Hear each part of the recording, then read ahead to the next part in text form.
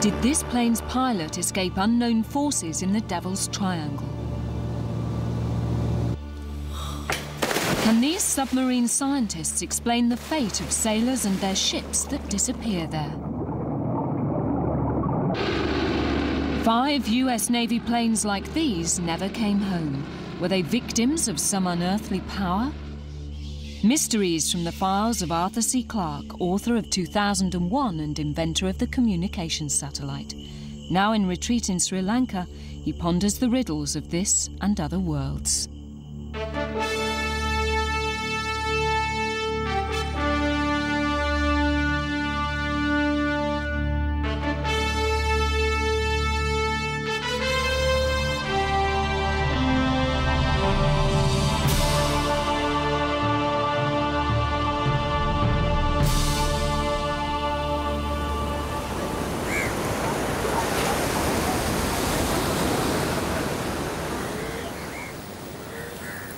These fishermen land their catch at dawn every morning near my beach villa in Sri Lanka.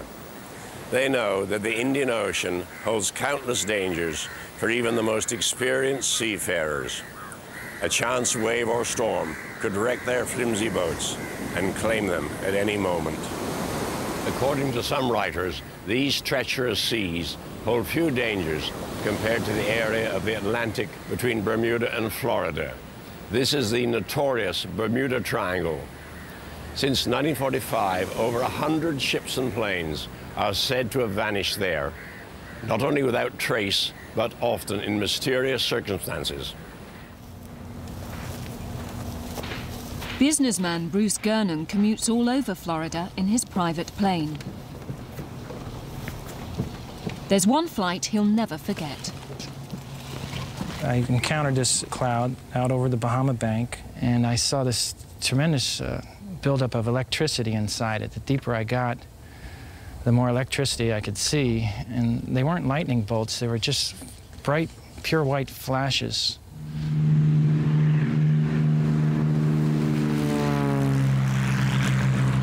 Gernon found himself flying along a tunnel in the strange cloud. It was just wide enough for his little plane. It sort of had like a silver lining that you often see on clouds, and the other end was clear blue sky with the sun shining through. I had to concentrate very hard on the other end, which appeared to be like 12 miles away and narrowing rapidly. Well, when I came out, I couldn't see any horizon or the ocean or the sky. It was pure gray, and I'd call it an electronic fog. I tried to get a position fix. I asked my co-pilot, and he was unable to do it, and then we discovered that all the electronic instruments were malfunctioning. Then these huge slits opened up parallel to the direction of the flight, showing the clear skies. At last, air traffic control made radio contact. They told Gernon he was much closer to Miami than he believed possible. And I looked at my watch and the airplane clock, and I had only been flying for 30 minutes. So, according to my calculations, I was probably 90 miles away from Miami. I told him he had the wrong airplane. Then after my eyes started to focus, I could see directly below me was the island of Miami Beach.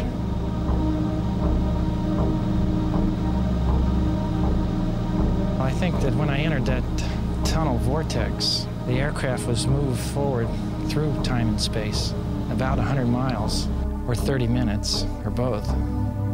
At the time, I felt I wouldn't have made it because there appeared to be a powerful electronic force that could have damaged the aircraft beyond repair and probably crashed. And the Bermuda Triangle may have claimed another victim.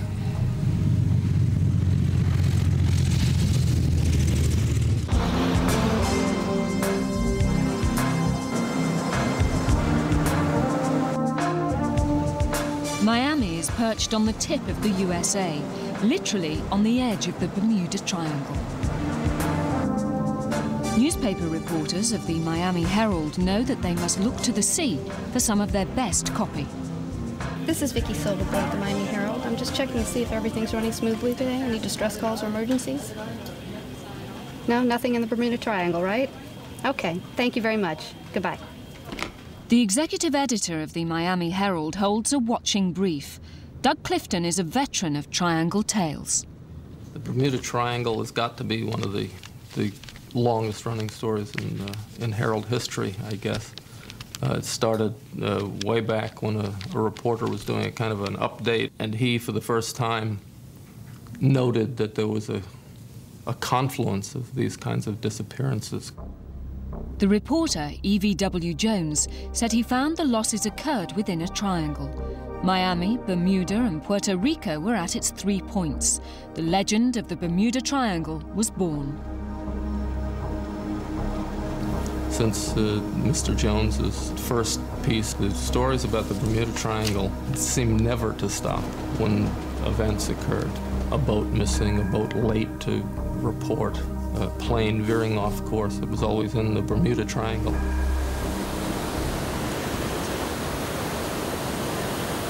The strangest and most tragic case of all dates back to December 1945. 5 Avenger planes belonging to the United States Navy took off from Fort Lauderdale, Florida, on a training flight. Neither the 14 men who flew off that day nor their aircraft were ever seen again. And even now, the mystery they left behind them lives on in the hearts and minds of their loved ones and their comrades in arms.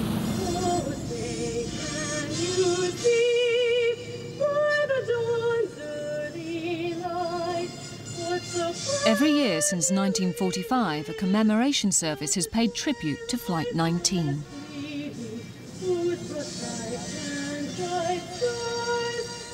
The flight should have been uneventful.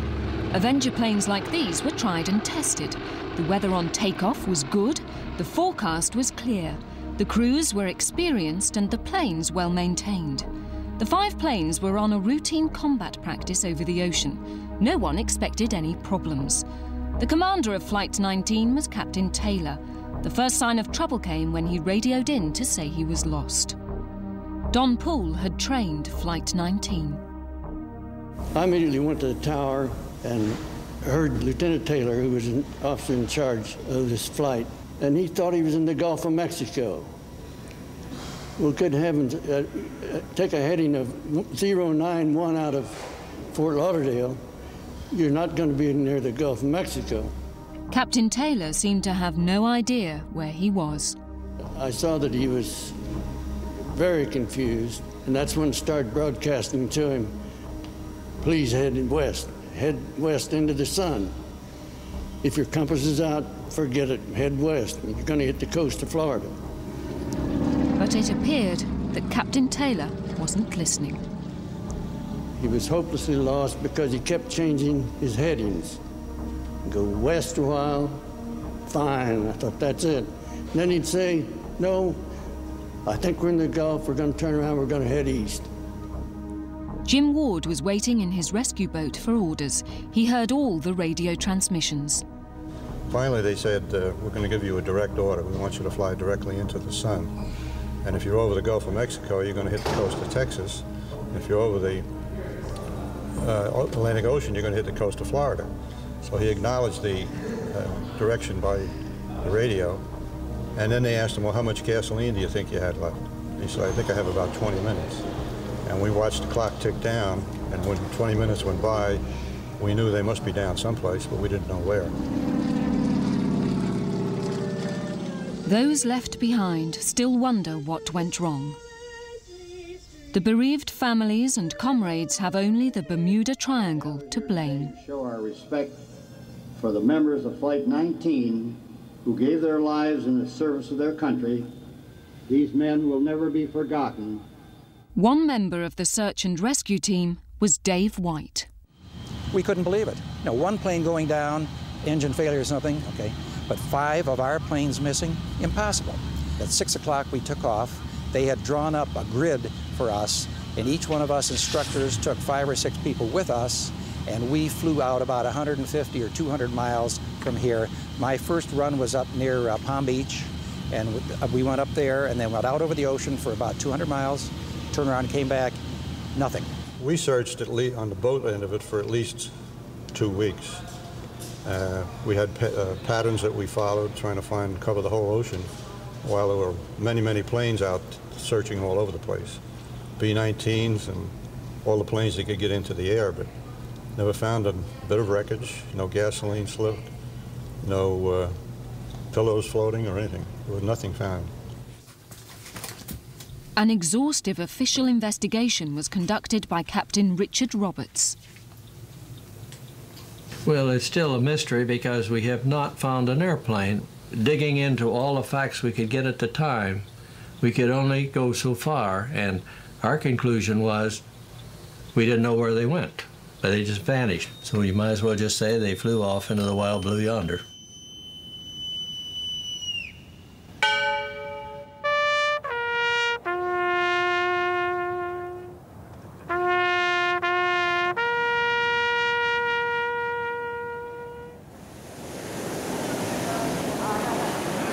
Believers in the Bermuda Triangle have inflated their case by compiling lists of ships and planes that have come to grief in the area and anywhere near it.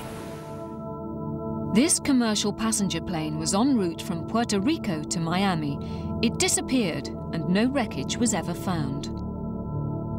A millionaire's sailing yacht, the Revenock, set off on a short pleasure trip to Miami from Key West. She never returned. This naval submarine was equipped with radar and sonar, but while patrolling the Bermuda Triangle, the USS Tigrone went mysteriously off course and collided with a reef. Joshua Slocum owned the Spray, one of the world's most experienced sailors. Why did he vanish off the Miami coast? But the facts tell a different story. Experts claim the airliner ran out of fuel over the Gulf of Mexico. The Revenock sailed into a hurricane, according to Coast Guards. The Tigrone's accident was not unheard of in the Navy. Sailors didn't think it at all mysterious. And even Slocum's own son believed his father simply failed to weather his last storm. Lloyd's of London are the world's foremost insurers of ships and planes. If there's something out of the ordinary about the Bermuda Triangle, the experts there are certain to know. At Lloyd's of London, records of the shipping losses are kept for decades. At Lloyd's Maritime, Norman Hook sifts fact from fiction. Quite a number of the inquiries we receive relate to vessels which are reportedly lost in the so-called Bermuda Triangle. The Marine Sulphur Queen is a classic case for Bermuda Triangle supporters. The Marine Sulphur Queen was on voyage from Texas through the Gulf of Mexico, through the Florida Straits and then out into the Atlantic. She was last reported off Key West. Search and rescue teams found no wreckage and declared the loss of the Marine Sulphur Queen a mystery. But later, some flotsam did surface, carried north on the Gulf Stream. The Marine Sulphur Queen is regarded as a marine casualty. There's nothing mysterious about her loss, really, because wreckage has been found, and obviously the wreck does lie at the bottom of the seabed, probably southeast of Key West.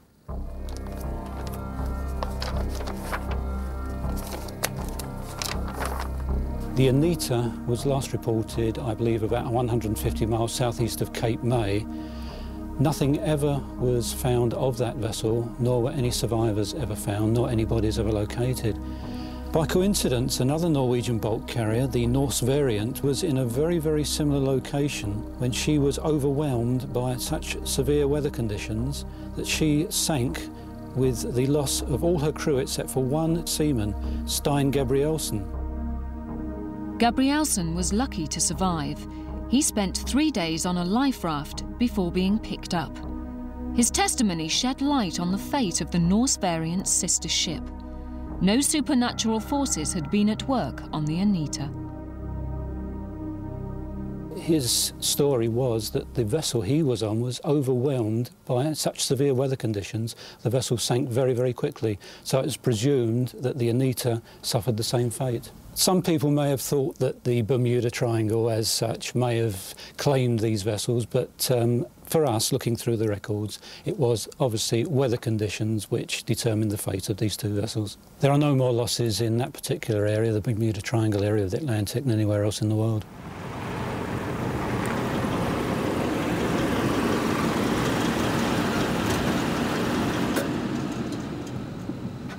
Even the most famous Bermuda Triangle case of all, Flight 19, yields to meticulous investigation.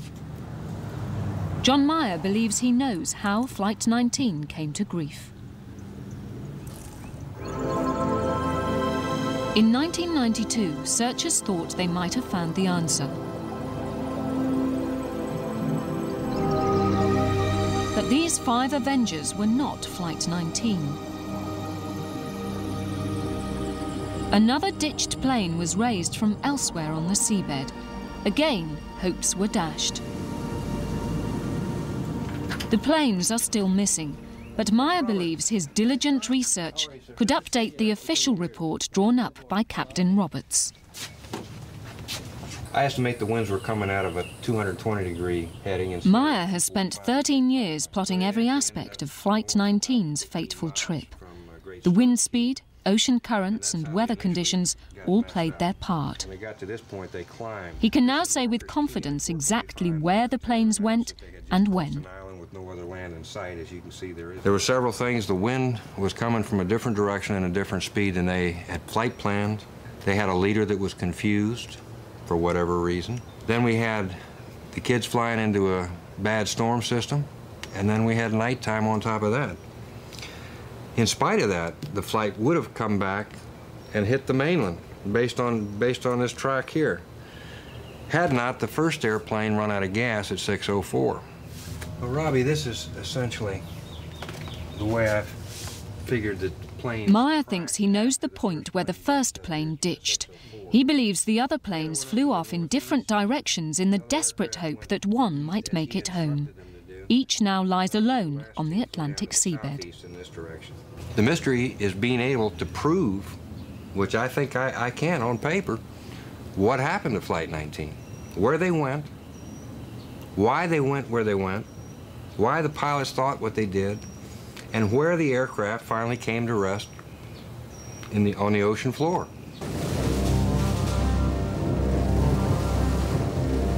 The U.S. Coast Guard cutters ply the seas off the Florida coast day and night. Their crews know every stretch of sea and the ocean's every mood. Coast Guard Jim Howe is skeptical of the Bermuda Triangle. Well, we don't know if there is a Bermuda Triangle or not. What we know is that a lot of folks that we go out to rescue get in trouble either because of bad weather or because of bad judgment on their part.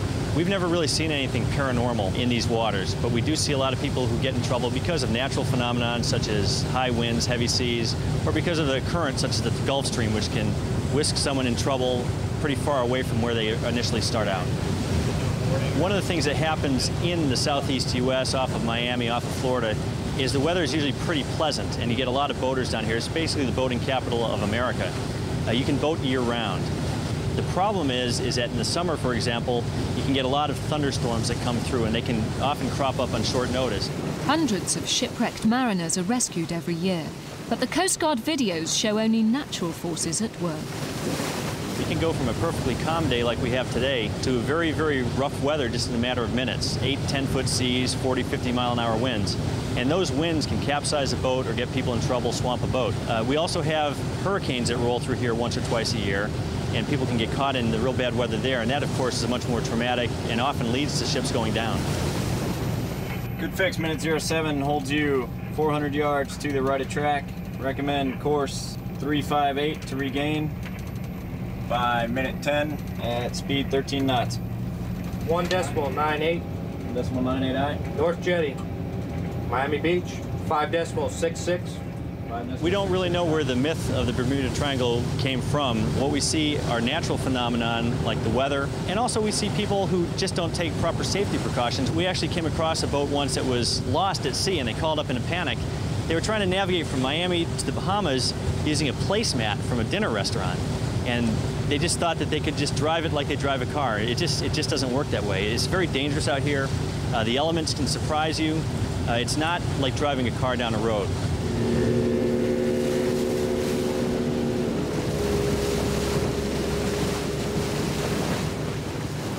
Amidst all the hype and flim-flam, a few scientists claim to have found some real phenomena to investigate. In America's largest wave tank at Texas A&M University, a unique experiment is about to begin. Eruptions of gas on the seabed may explain disappearances in the Bermuda Triangle. The man behind the idea is Dr. Richard McIver. I was a scientist with one of the major oil companies, and I had been reading in one of the offshore journals about the large number of floating drilling rigs and drilling ships that had been sunk when they drilled into shallow gas, and gas came rushing up and either sank them or caught them on fire. And about the same time, I read the account of the Marine Sulphur Queen, that 429-foot tanker that disappeared without a trace in good weather out of the Florida Straits. And at that point, I asked the question, why couldn't naturally occurring gas blowouts sink ships? The scientists are using a scaled-down tanker, carefully calibrated to match the real thing. Gas pipes have been installed on the wave tank floor to simulate spontaneous gas explosions from the seabed. Dr. Wayne Dunlap is in charge of events. Well, we have a vessel. It's a scale model of tanker. It's a perfect scale model, and it's ballasted just like a tanker would be, so it's floating the distance in the water that a tanker would. What we're going to do is turn on the gas at a low pressure. That means that we'll get probably smaller bubbles and not as many of them, and we'll see what's happening. Then we're going to increase the pressure. We'll get larger bubbles, more bubbles, and continue to increase the pressure and see what effect we get out of it. If the hypothesis is correct, the ship will sink.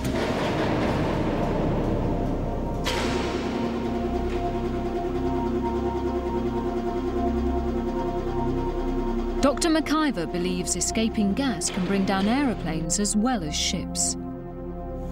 Well, my feeling is that the airplane would experience tremendous turbulence, which could cause the airplane to go down. But more important, perhaps, is that when the gas is diluted 5 to 10 times with air, then it becomes a combustible mixture and could ignite on the exhaust of the airplane. Mike, go ahead and check out the camera. Okay, I'm going to turn it on now.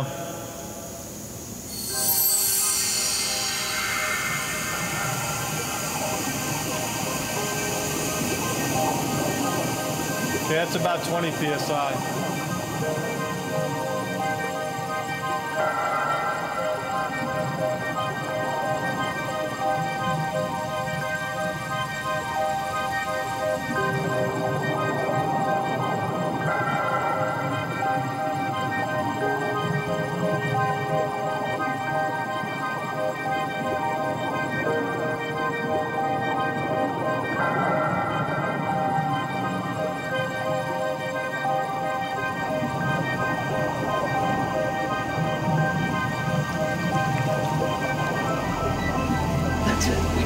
We did it. We did it.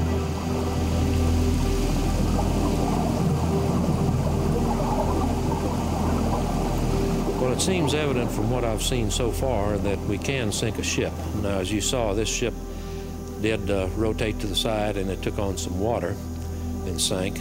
And we will try the same experiment now, but with solid tops on it, and so that it can't rotate and take up any water. We'll see what happens to it.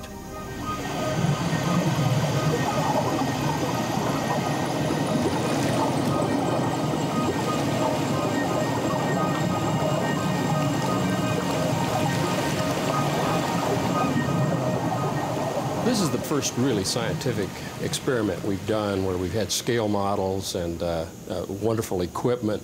But to see a tanker model that was completely sealed off with air inside that was swamped by the gas bubble shows that the buoyancy is dramatically reduced in water when it's charged with bubbles. So does Dr. McIver now believe in the Bermuda Triangle? Well, I don't think the Bermuda Triangle is so unique as far as gases are concerned. I think the reason that so many ships and planes disappear there is that the ship density and aircraft density is so high. We know that ships and planes disappear around the world. It just so happens that this is a place where we get a lot of publicity.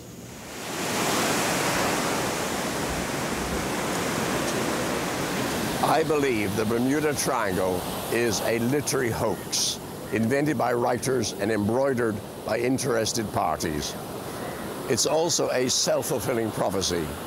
Amateur sailors can't resist the challenge of dangerous waters, so they set sail defiantly and inexpertly and learn that the sea is unforgiving.